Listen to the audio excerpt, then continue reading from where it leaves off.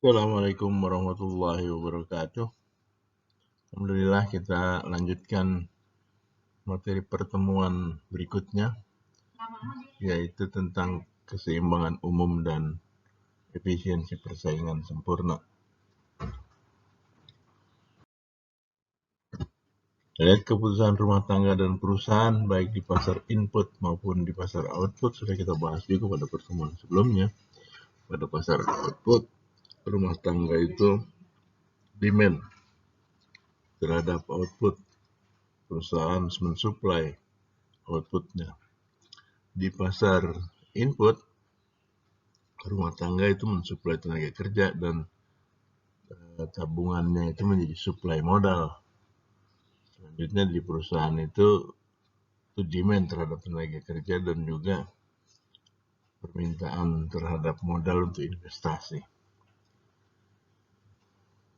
Lihat baik di pasar input maupun di pasar output, itu dua pasar itu tidak bisa dianalisis secara terpisah atau dioperasikan seolah-olah terpisah. Itu tidak bisa karena mereka saling berkaitan.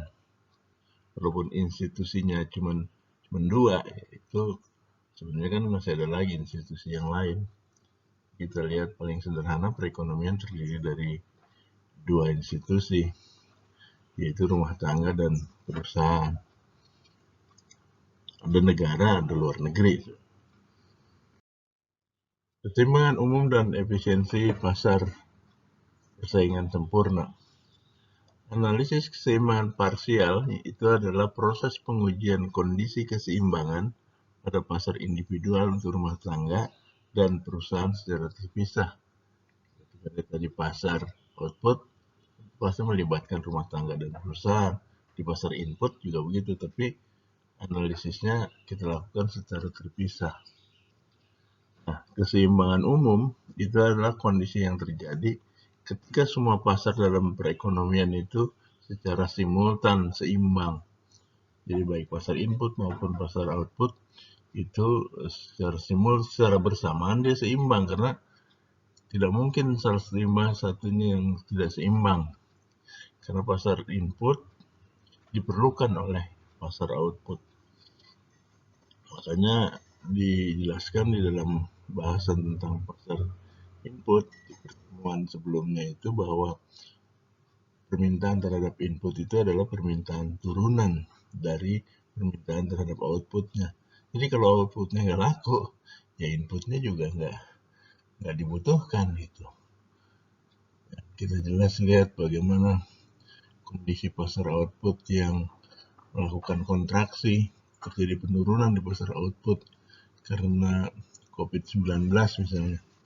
Itu kan pasar input juga akan terpengaruh, tenaga kerja akan dikurangi, sumber daya akan banyak menganggur, dan sebagainya. Dalam menilai kinerja sistem perekonomian, ada dua kriteria yang selalu dipertimbangkan, yaitu efisiensi dan equity. Efisiensi adalah kondisi di mana perekonomian memproduksi apa yang diinginkan masyarakat dengan biaya yang paling kecil. Dia ingat dengan efektivitas? Coba ingat kembali, kita pernah mendiskusikan soal efektivitas.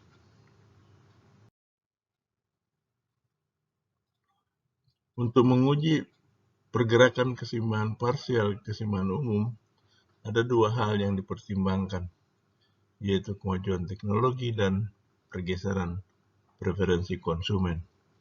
Jadi teknologi itu makin hari makin maju sebenarnya. Karena prinsipnya di dalam produksi, dengan menggunakan input yang lebih sedikit dihasilkan output yang sama, atau dengan menggunakan input yang sama dihasilkan output yang lebih banyak. Itu teknologi di dalam produksi. Pergeseran preferensi konsumen itu juga akan menentukan keseimbangan akan bergerak. Karena selera orang berbeda, maka kemudian barang dan jasa yang diproduksi juga akan berubah karena selera berubah. Ini misalnya kita melihat kemajuan teknologi pada kalkulator elektronik, pada kasus kalkulator elektronik. Kurva di sebelah kiri ini adalah eh, kurva industri kalkulator, di mana keseimbangan terjadi ketika harga kalkulator itu $62 dan yang diproduksi itu 18,1 million juta ya, juta unit. Nah, di sebelah kanannya itu representative firm, perusahaan yang seolah mewakili industri itu, di mana dia memproduksi dengan menjual harga $62, di mana dalam jangka panjang long run average cost-nya itu persis bersinggungan dengan harga dan dipotong oleh marginal cost. Dia memproduksi 10.000 kalkulator. Perbaikan teknologi memungkinkan untuk memproduksi kalkulator elektronik dengan biaya termurah. Lihat di sini, ketika perusahaan baru yang masuk industri atau perusahaan yang ada memperluas produksi, output meningkat, harga turun. Kita lihat di sebelah kiri ini, kurva di sebelah kiri ini, ketika supply tahun 1983 itu bergeser ke kanan, maka harga kalkulator turun jadi 30 unit. Kemudian jumlah yang diproduksi menjadi 30,9 juta. Nah, representative firm dengan harga turun dari 62 ke 30, dia bisa memproduksi lebih banyak dari 10 juta, 10 dari 10.000 menjadi 18.000. Karena kurvanya bergeser. Baik kurva biaya rata-rata jangka panjang maupun kurva biaya marginalnya. Jadi kemajuan teknologi membuat produksi menjadi lebih murah. Perubahan teknologi yang signifikan pada suatu industri mempengaruhi banyak pasar. Rumah tangga menghadapi struktur harga yang berbeda dan harus menyesuaikan konsumsi mereka untuk banyak produk. Tenaga kerja bereaksi terhadap kebutuhan keterampilan baru dan dialokasikan ke pasar lain. Modal juga dilakukan relokasi terhadap kegiatan produksi yang diminta oleh masyarakat. Pergeseran preferensi konsumen, contoh lain itu industri anggur pada tahun 1970-an. Di kasus kalkulator itu karena kemajuan teknologi. Yang kedua nih karena preferensi konsumen. Lihat produksi dan konsumsi anggur di Amerika tahun 65 sampai 90. Kita lihat kan produksi kan terus meningkat. Produksi meningkat, impornya juga meningkat. Karena konsumsi juga meningkat. Konsumsi per kapita terus meningkat. Meskipun kenaikan konsumsi per kapita itu persentasinya tidak sebesar kenaikan produksi. Kalau produksi kita lihat kan 74% itu kenaikannya. Dan total yang tersedia, total supply-nya itu naiknya jadi 86%. Tapi kita lihat konsumsi per kapitanya itu hanya 53%. Jadi ini yang kita lihat bagaimana perubahan selera. Karena selera meningkat, maka kemudian konsumsi meningkat, ini mencerminkan adanya selera yang meningkat. Kita lihat di sini bagaimana penyesuaian terjadi. Grafik ini menunjukkan keseimbangan pada awal perekonomian dua sektor, yaitu anggur dan barang lain. Anggurnya itu X, barang lainnya Y, sebelum ada perubahan preferensi konsumen. Jadi konsumen pada waktu ini preferensinya harusnya preferensi selera, sebelum selera konsumen berubah. Nah, ketika selera konsumen berubah, ya, permintaan terhadap anggur itu meningkat. Permintaan terhadap anggur itu meningkat, kemudian terjadi peningkatan sosial. Ya, suatu perubahan pada preferensi ekonomi menyebabkan suatu peningkatan permintaan terhadap anggur dan sebagai konsekuensinya penurunan permintaan terhadap barang lain karena ada substitution effect. Karena harga anggur meningkat, maka orang akan cenderung menggunakan konsumsi terhadap barang lain. Kita lihat di sini di sebelah kiri atas bawah itu, anggur yang atas itu bergeser ke kanan. Nah, barang lain bergeser ke kiri. Nah, ini bergeser ke kiri. Hingga harga yang lebih tinggi akan menciptakan kesempatan keuntungan di sektor anggur. Karena permintaan anggur meningkat, maka kemungkinan pada peluang untuk memperoleh keuntungan pada produksi anggur. Kita lihat di harga kotak yang berarsir merah. Sedangkan secara simultan, karena anggur itu menjadi produksi yang menguntungkan, maka itu menyebabkan harga yang lebih rendah pada produksi barang lain, menimbulkan kerugian di industri barang lain. Industri Y akan kerugian itu yang arsir yang biru. Jadi kalau kita lihat secara simultan, tidak bisa kita lakukan analisis sendiri. Ketika perusahaan baru masuk industri X dan perusahaan yang ada memperluas produksinya, output meningkat dan harga pasar turun. Kelebihan keuntungan hilang. Ketika ada perusahaan baru yang masuk industri X itu punya potensi untuk kehilangan keuntungan pada industri yang lain. Ketika perusahaan meninggalkan industri Y, harga pasar akan meningkat dan kerugian akan tertutupi. Jadi itu kan peningkatan harga, peningkatan permintaan terhadap X menyebabkan Y rugi kan, penurunan harga Y. Ketika perusahaan meninggalkan industri Y, harga X akan meningkat lagi gitu, karena kerugiannya sudah tertutupi. Kalau kita lihat di sini, pergeseran preferensi konsumen pada industri anggur tahun 70-an, 74. Kita lihat di Amerika secara keseluruhan, jumlah produksi anggur itu meningkat 75,8%. Tapi jumlah areal lahan yang digarapnya juga meningkat, tapi peningkatannya hanya sepertiganya, kira-kira 22,8%. Dan di California sendiri, peningkatannya itu juga cuma 25% untuk produksi anggur. Sedangkan jumlah luasan anggur di California itu juga meningkat, hanya meningkatnya 24,7%. Pembuktian formal keseimbangan umum. Bagian ini menjelaskan mengapa persaingan sempurna efisien dalam mengalokasikan sumber daya langka di antara berbagai penggunaan. Jika asumsi sistem ekonomi bersaing, perekonomian akan menghasilkan alokasi sumber daya yang efisien. Itu asumsinya. Kalau perekonomian itu bersaing, maka pasar itu akan mengalokasikan sumber daya secara efisien. Efisiensi Pareto adalah kondisi di mana perubahan akan memungkinkan anggota masyarakat menjadi lebih baik tanpa membuat anggota masyarakat lain menjadi lebih buruk. Ini konsep yang lebih tepat tentang efisiensi, yang dikenal sebagai efisiensi alokasi.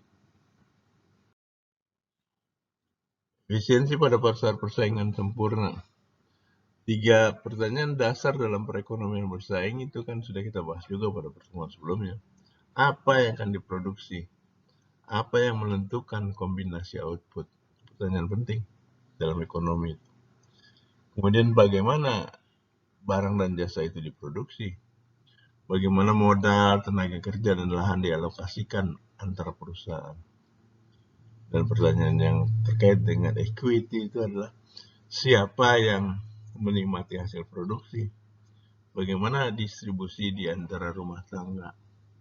Ini pertanyaan-pertanyaan ekonomi yang penting di mana efisiensi persaingan sempurna itu akan bisa menjawab hal tersebut. . . . . . . . . . . . . . . . . . . . . . . . . . . . . . . . . . . . . . . . . . . . . . . . . . . . . . . . . . . . .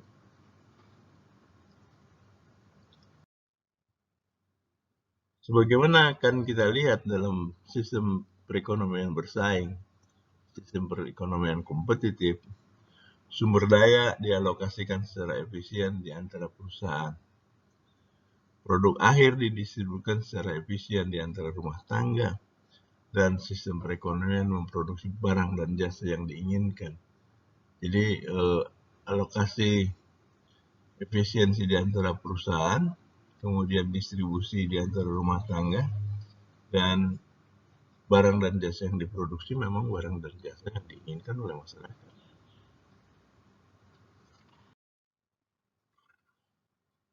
Alokasi sumber daya yang efisien. Perusahaan bersaing sempurna mempunyai insentif untuk menggunakan teknologi terbaik yang tersedia. Karena dengan teknologi terbaik artinya dia bisa memproduksi barang yang diinginkan masyarakat pada harga yang paling murah, pada biaya yang paling murah. Dengan pengetahuan tentang teknologi yang ada, perusahaan akan memilih teknologi yang menghasilkan output yang diinginkan dengan biaya terendah. Setiap perusahaan menggunakan input sedemikian rupa sehingga marginal revenue produk tenaga kerja sama dengan upahnya. Nilai marginal setiap input ke setiap perusahaan sama dengan harga pasarnya. Jadi marginal revenue produk dari modal itu sama dengan biaya modal, marginal revenue produk dari lahan itu sama dengan nilai sewa lahan. Itu efisiensi persaingan sempurna. Kemudian efisiensi distribusi output di antara rumah tangga. Dengan kendala pendapatan, rumah tangga bebas memilih semua barang dan jasa yang tersedia di pasar output. Nilai utility ditunjukkan pada tingkah laku pasar. Sepanjang setiap orang bebas belanja pada pasar yang sama, tidak ada distribusi ulang di antara mereka yang membuat better off. Jadi tidak ada distribusi ulang yang membuat seseorang menjadi lebih baik tanpa menyebabkan orang lain menjadi lebih buruk. Itu udah efisien.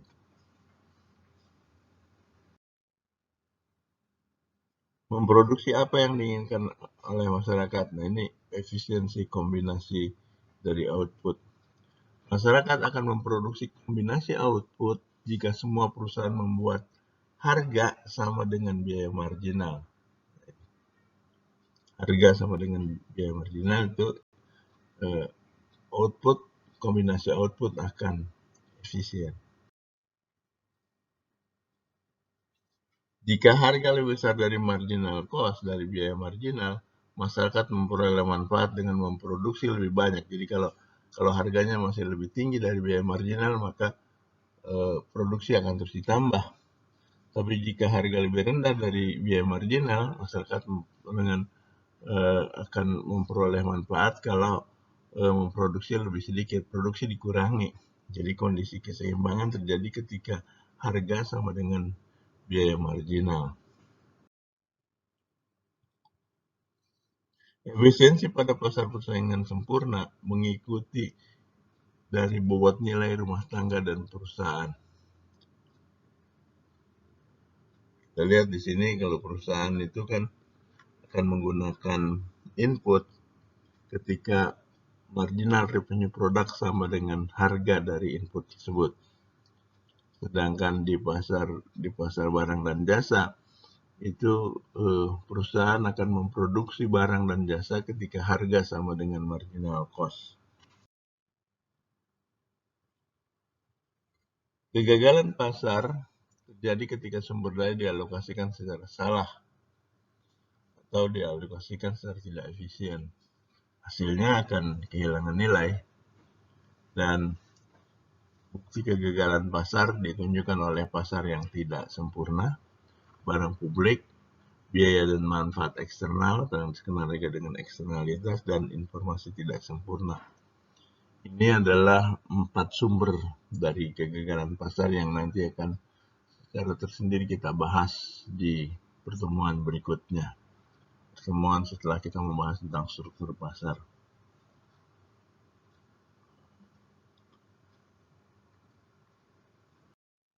Saya kira demikian materi pertemuan kita tentang keseimbangan umum dan efisiensi pasar bersaing. Jadi pasar bersaing itu sebagai salah satu benchmark, sebagai salah satu patokan di dalam melakukan kebijakan-kebijakan publik, kebijakan pemerintah. Dan sebagai penutup, kita akan lihat beberapa konsep dan terminologi, misalnya efisiensi. Jadi kita bicara efisiensi itu adalah perusahaan memproduksi barang dan jasa yang diinginkan masyarakat pada harga yang paling rendah, pada biaya yang paling rendah. Ada eksternalitas, ada keseimbangan umum, ada persaingan tidak sempurna, ada ketidaksempurnaan informasi, ada kegagalan pasar, monopoli, Pareto efisiensi, analisis keseimbangan parsial, barang publik atau social goods. Demikian pertemuan kita kali ini. Terima kasih. Assalamualaikum warahmatullahi wabarakatuh.